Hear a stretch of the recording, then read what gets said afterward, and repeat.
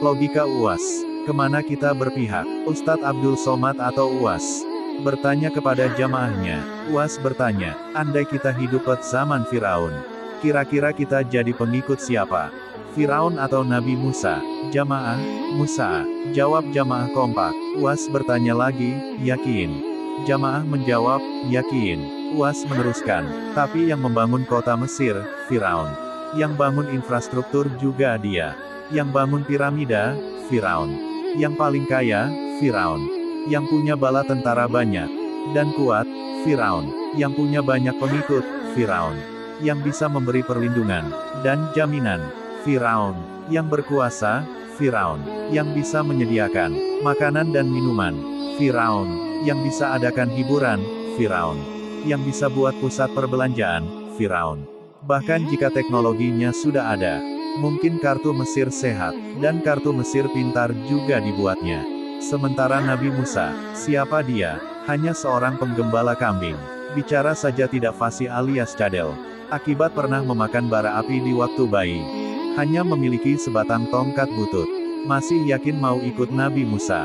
Tanya UAS sekali lagi. Jamaah terdiam, saling toleh satu sama lain. UAS melanjutkan, kerjaan Nabi Musa hanya sebagai penjaga kambing. Tiba-tiba mau mengajak kita menyeberangi lautan. Tanpa memakai sampan, tanpa perahu, tanpa kapal. Apakah yakin kita mau ikut Nabi Musa? Tak satupun jamaah berani menjawab. Semua tertunduk, diam 1000 bahasa. UAS melanjutkan, betapa sesungguhnya manusia, zaman Firaun dan zaman sekarang. Tidak ada bedanya. Di zaman sekarang ini, mayoritas tergila-gila pada harta, wanita, pangkat, jabatan, pujian, rayuan.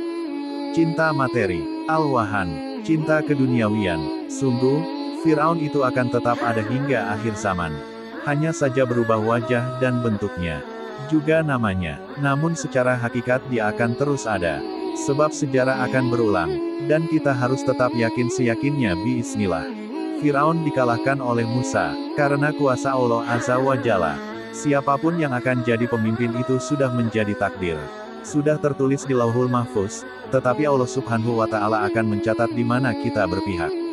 Belajarlah dari cicak dan burung pipit.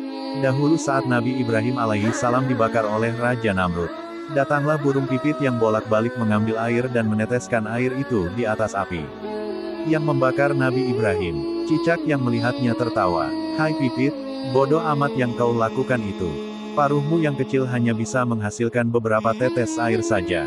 Mana mungkin bisa memadamkan api itu? Burung pipit pun menjawab, wahai cicak, memang tak mungkinlah aku bisa memadamkan api yang besar itu. Tapi aku tak mau jika Allah Subhanahu wa Ta'ala melihat aku diam saja, saat sesuatu yang Allah cintai dizolimi. Allah tak akan melihat apakah aku berhasil memadamkan api itu atau tidak. Tetapi Allah akan melihat di mana aku berpihak. Cicak terus tertawa, dan sambil menjulurkan lidahnya ia berusaha meniup api yang membakar Nabi Ibrahim alaihi salam agar cepat membesar. Memang tiupan cicak tak ada artinya tak menambah besar api yang membakar Nabi Ibrahim. Tetapi Allah melihat di mana cicak berpihak. Hikayat ini terjadi sekarang, dan akan terus berulang. Saat Al-Quran dinistakan, suara azan dipermasalahkan, bendera tauhid dibakar dan pembela agama dikriminalisasi. Aku bertanya padamu sahabat, di manakah kau berpihak? Memang, pilihanmu tak akan mengubah sedikitpun takdir Allah. Tapi Allah akan mencatat di mana kau berpihak. Berada di barisan mana dirimu? Siapa dan apa yang kamu dukung? Ingat, pilihanmu akan dimintai pertanggungjawaban kelak di akhirat. Untuk kita renungkan, semoga kita semua selalu dalam lindungan Allah Subhanahu wa Ta'ala, amin, ya mujibas sailin. Termasuk orang yang mau membagikan atau tidak setiap video yang berisi syiar Islam.